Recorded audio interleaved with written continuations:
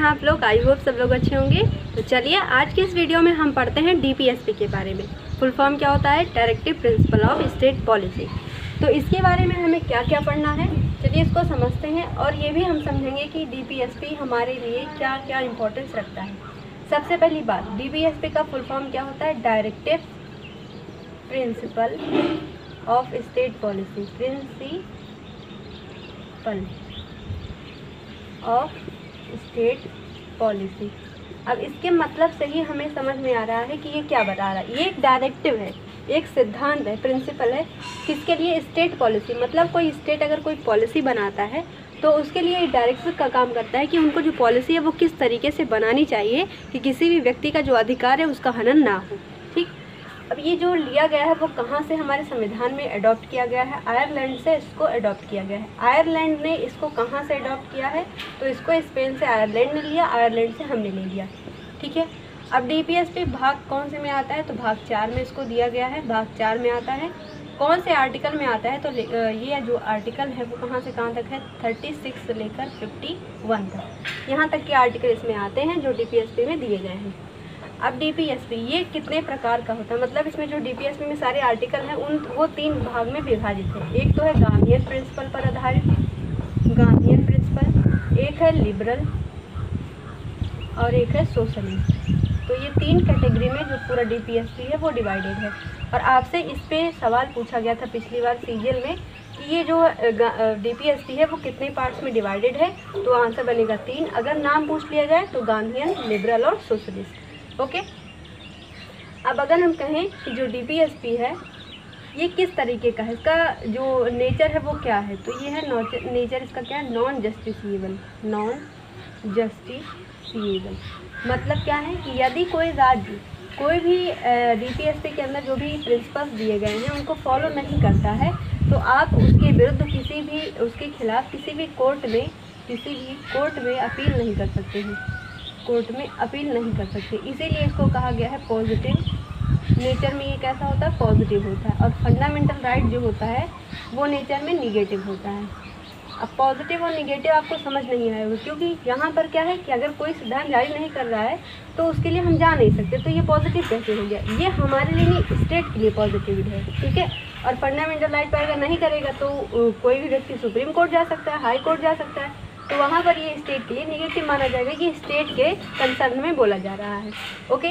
अब इसको जो है जो DPSP है इसको नोवेल फीचर कहा गया है। क्या बोला गया है? Novel feature. तो नोवेल फीचर किसने कहा है? तो डॉक्टर भीमराव अम्बेडकर जी ने इसको कहा है novel feature of Indian constitution. Bhimrao Ambedkar ji के द्वारा क्या कहा गया है? Novel feature. अब मान लीजिए क्वेश्चन यहाँ से बन सकता है, आपको 4-5 ऑप्शन दे दिए गए, उसमें से बोला गया कि इनमें से कौन सा एक नोवेल फीचर है। तो वहाँ पर आंसर क्या बनेगा? DPSP बनेगा। इतना हमने समझ लिया। अब चलिए हम आर्टिकल्स को पढ़ते हैं जो इम्पोर्टेंट है, जो प्रीवियस ईयर पूछे गए। चलिए दोस्तों, अब हम इसमें देखते हैं कि कौन कौन से संवैधानिक जो इसमें आर्टिकल दिए गए हैं वो कौन कौन सी कैटेगरी में आते हैं। हो सकता है आपसे कैटेगरी भी पूछ ली जाए। देखिए 40 आर्टिकल नंबर 40, 43, 43B, 46, 47, 48 ये किस में आता है? गांधीयन में आता है। यहाँ पर ध्यान दीजिए, ये वाला जो आर्टिकल है 40 नंबर किसके बारे में बात करता है? ग्राम पंचायत के ऑर्गेनाइजेशन के बारे में। अभी हम पढ़ेंगे लेकिन मैं वहाँ पे बता रही हूँ।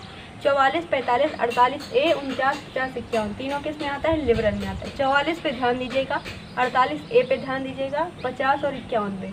और इसमें 48 पे जहाँ जहाँ मैं गोला लगा रही हूँ यहाँ पे यही सारे इंपॉर्टेंट। 40, 44 हो गया। अब यहाँ देखो सोशलिस्ट में कौन कौन सा आता है? 36, 37, 38, 39, 39A, 41, 42, 43A। ठीक है। ये सभी जो मैं यहाँ पे मार्क किया है मैंने, ये मैं अब बता रही चल रही हूँ आपको। बाकी सारे आप पता रखिए कि कौन कौन सा आर्टिकल है जो गांधीयन, लिबरल, सोशलिस्ट इन तीनों की कैटेगरी में आती हैं। ठीक है। अब चलिए इन सभी आर्टिकल्स को हम पढ़ते हैं। चलिए दोस्तों, अब इसमें हम पढ़ते हैं कौन कौन से ऐसे हमारे लिए इम्पोर्टेंट हैं आर्टिकल्स। सबसे पहले क्या लिखा है? Definition of state. कौन से आर्टिकल में ये मेंशन है? आर्टिकल नंबर 36, पहला ही आर्टिकल है DPSP का। क्या बताता है? राज्य की परिभाषा। दूसरा ग्राम पंचायत ऑर्गेनाइजेशन, इसके लिए क्या आर्टिकल आएगा? Article number 40। अभी मैंने कहा था, इस पे ध्यान दीजिएगा। अगला नंबर क्या है? लिखा है UCC। फुल फॉर्म क्या है इसका? Uniform civil code. Uniform civil code. ये कौन से आर्टिकल में दिया है? आर्टिकल नंबर 44 में। यूनिफॉर्म सिविल कोड को जारी करने वाला पहला राज्य भारत का कौन सा है? गोवा। और दूसरा राज्य उत्तराखंड है, जिन्होंने अभी यहाँ पर अपने यहाँ लॉ लेकर आए हैं लेकिन अभी लागू नहीं हुआ है। तो उसके बाद क्या, organization of agriculture and animal husbandry, कौन से आर्टिकल में ये मेंशन है? Article number 48। उसके बाद क्या है, एनवायरनमेंट प्रोटेक्शन, कौन से आर्टिकल में है? 48A में दिया गया है। Promotion of cooperative societies, cooperative society का प्रमोशन कौन से आर्टिकल में है? 43B में है। ठीक है, ये सारे आर्टिकल्स इंपॉर्टेंट हैं। ये सारे देखो ऐसे क्वेश्चंस हैं, ऐसे बोनस सवाल हैं आपके लिए जो हमेशा आपसे पूछे जाते हैं। ऐसा कुछ नहीं है कि मतलब ये रिपीटेड नहीं आता है। करंट अफेयर है, बाकी चीज़ें हैं, रिपीट नहीं होती है, लेकिन ये सभी आर्टिकल्स अगर आप पॉलिटी में अच्छे से प्रिपेयर रखते हो, बहुत अच्छे आपको मार्क्स इंक्रीज मिलेंगे, क्योंकि ये सारे बार बार पूछे जाने वाले सवाल हैं। तो इसको क्यों हम छोड़ें, अच्छे से इसको पढ़ लें। चलिए अगला आर्टिकल देखिए जो इम्पोर्टेंट है, क्या लिखा गया है? Equal justice and free legal aid. ये कौन से नंबर के आर्टिकल में है? 39A में मेंशन है। Separation of judiciary from executive, बहुत ज़्यादा इंपॉर्टेंट है, बहुत इंपॉर्टेंट। कौन से आर्टिकल में है? Article number 50। इंटरनेशनल पीस को बढ़ावा देना, इसको प्रमोट करना, promotion of international peace, article number है 51।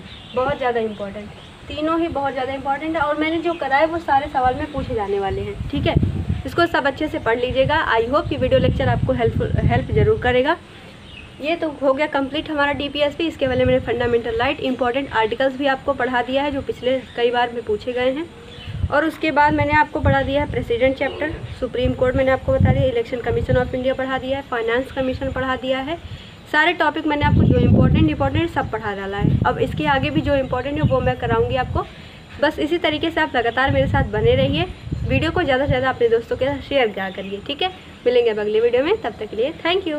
मैंने पढ़ाया DPSP, ओके, और मैंने कोई ज्योग्राफी का आपको चैप्टर पढ़ाया, तो इसके ऊपर जो सवाल आपसे प्रीवियस ईयर पूछे गए हैं उसमें से दोनों सब्जेक्ट में मिला के 10 क्वेश्चन 10 क्विज़ आपको शाम को चैनल पे 8 बजे पोस्टेड मिलेंगे। तो आपको क्या करना है, सारे क्वेश्चंस को सॉल्व करना है, उसमें अपना करेक्ट आंसर चूज़ करना है। ओके, और इसी तरीके से कोई अच्छा ओपिनियन आपके पास हो तो आप उसको भेज सकते हैं। मिलेंगे अगले वीडियो में, तब तक के लिए थैंक यू।